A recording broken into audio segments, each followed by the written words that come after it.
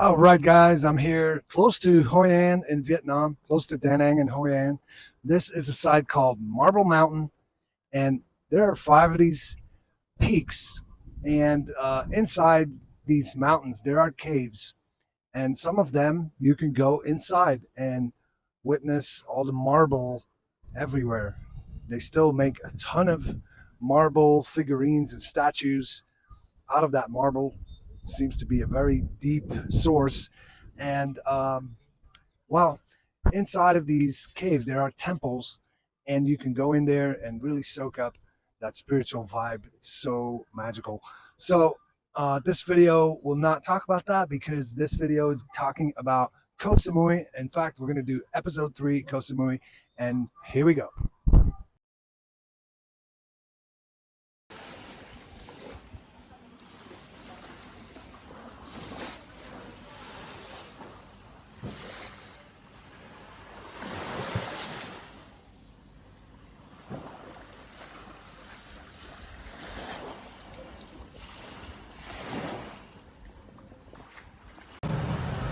Okay, so I'm here at the mobile repair shop, and I came back today. They ordered the part. It's supposed to get done today, and yeah, something went awry. So they took out the lens, and then he was like, "Hey, I need you to give me the phone. I need to go across the street and go to our other store." And I was like, "Well, I'm coming with you because I'm not leaving my phone." And so I went with him, talked to the other guy. It turns out that the lens was scratched pretty badly. Like, not the lens, but the actual camera. The camera cost 3,900 baht. That's $1,200. So $1,200 is a new phone. It's just, very, very minor. It doesn't affect things that I'm doing with the camera. However, I also discovered that they ordered the wrong part. So mine is 12 Pro, and they ordered, or whether they ordered wrong or the company sent them the wrong one, they sent them a 12 Pro Max, so they can't actually close my camera up to date. So they taped it. Yeah, he was like, "Oh, I could just put a piece of tape on it," and clearly I wasn't happy about that. So yeah, I have to help him figure out a better way. So I had him use a screen protector and tape that over the lenses, and then tape that down on the phone so that I don't have a dirty piece of tape stuck on my lenses. So yeah, I'm not happy with this really, but that's just what it is. And I don't know if the camera broke when the lens shattered, or if it broke when I got it fixed in Austin, or if it broke when they took the lens off here. I really don't know. All I know is that I have to wait till tomorrow. I have to come back, and hopefully they'll have the part, and it'll be the right part, and I can get back on my way. So yeah, not good. I didn't want to come back tomorrow because I had other plans. I was going to go to a completely different side of the island, and I have to go to immigration tomorrow to get my visa extension, and I don't know how long that's going to take. It could take a whole day. I'm on my way to this resort called Jungle Club. It's a 4-star resort out here in the mountains, and I stopped at this little local place. It's just uncles here, and I'm going to have some pork soup with rice. It's going to be delicious, I bet. And then I'll drive up there, up a ways, and go chill at the Jungle Club and have a nice espresso, hopefully do some work, and then later go to Chaweng Beach to see what that's all about. Alright, I'm here at the famous Jungle Club, and it's fully booked apparently, even though there's empty seats. But I'm not having dinner, I'm just having an espresso, so I had to sit in the back. But I came out here to see the view. I didn't come out here to have dinner. Look at that. Isn't that amazing?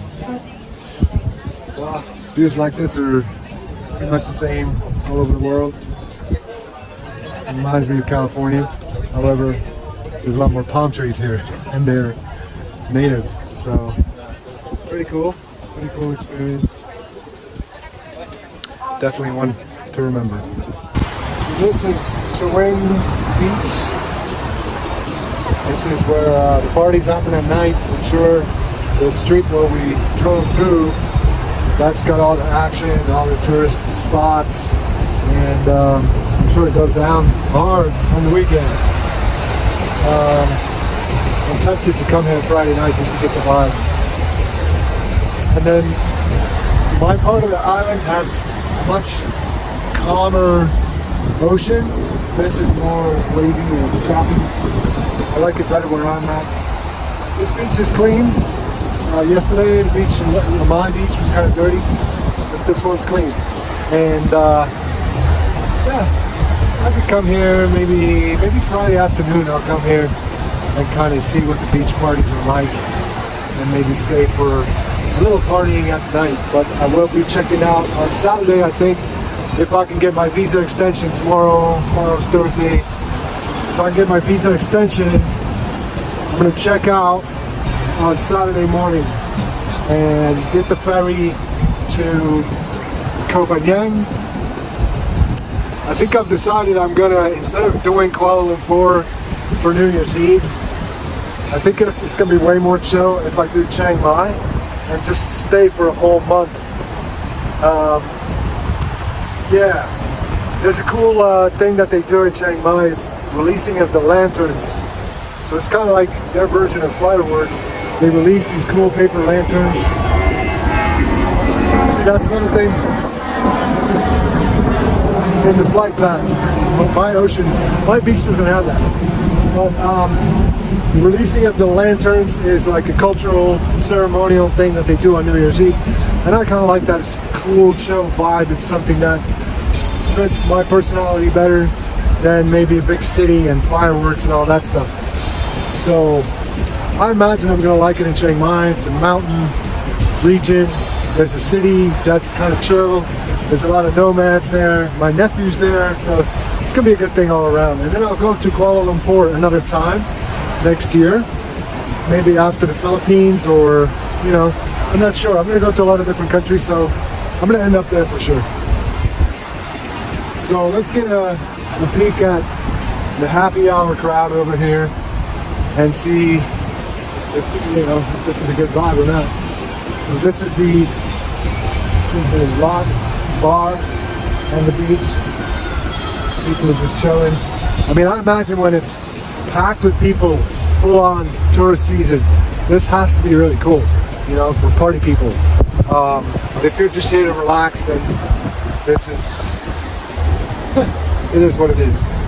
And I'm just here to chill. I knew Koh Samui was going to be super chill, and I happened to pick the really chill side of the island. I spoke to a German couple the other day, and they're like, wow, you were really lucky to find a place over here, because it's hard to find houses and places to be. They said that they booked a year in advance to get their house. They live half the year in Germany, in Berlin, and then, outside of Berlin, they live in the countryside, and then half the year on Koh Samui, in that area where I'm staying. And they said it's like their favorite area, and how lucky I was to find something there. Sun's about to set.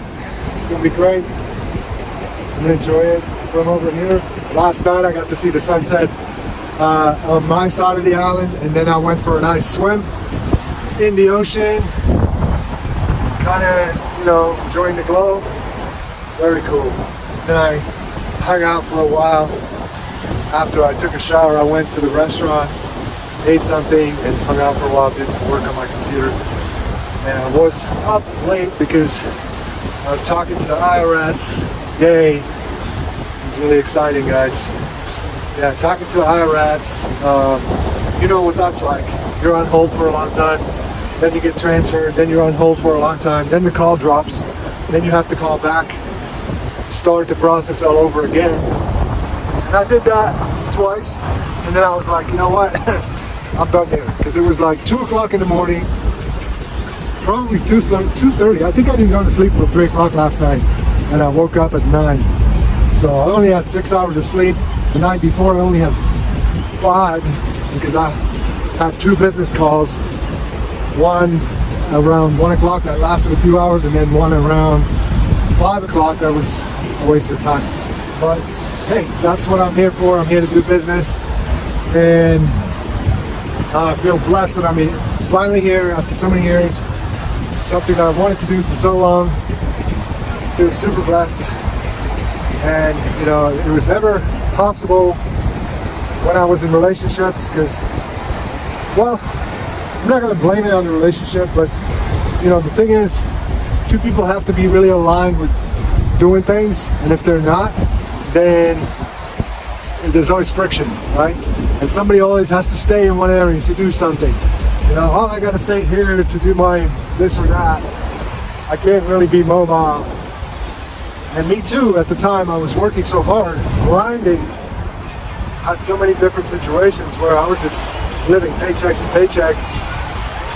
And that's what America's like. No matter how much money you make, you know, you're living on the edge, living on the credit.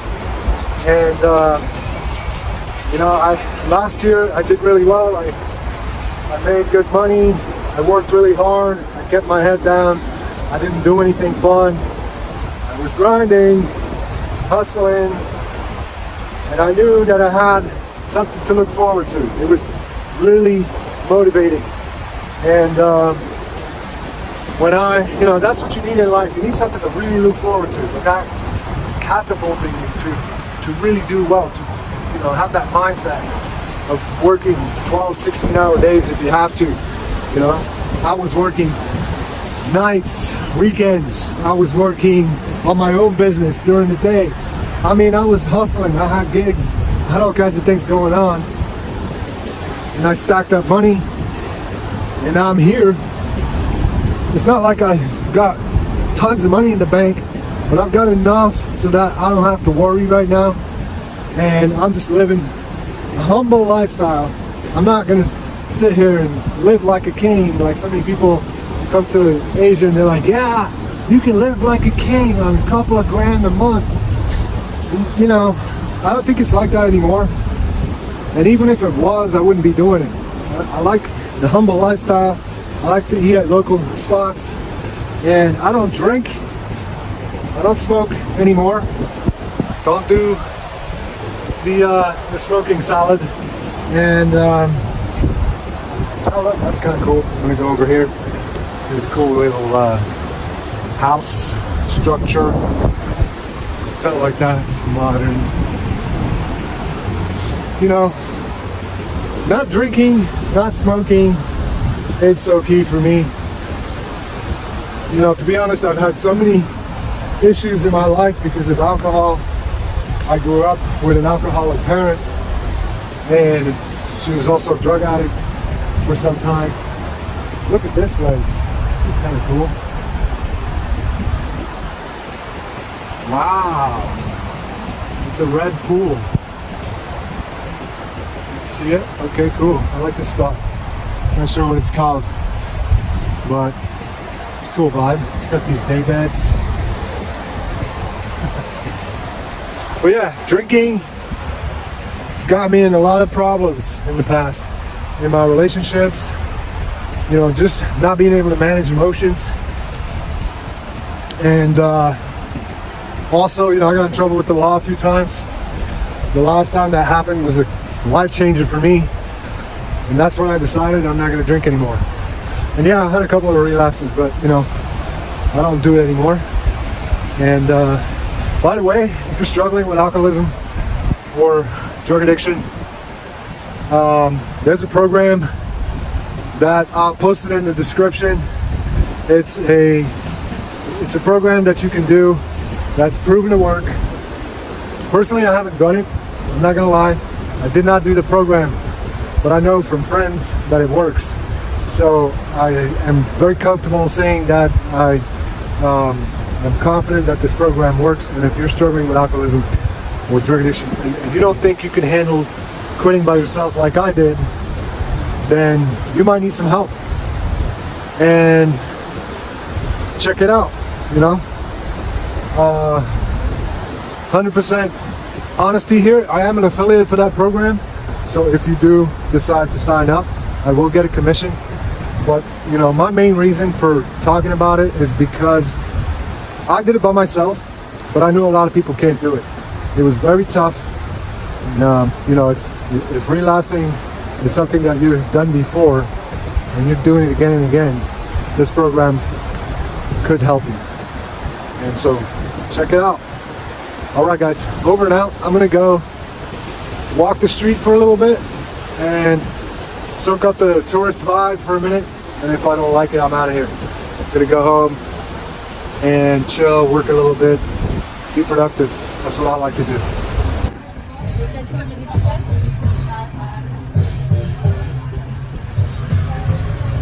Muay Thai. Say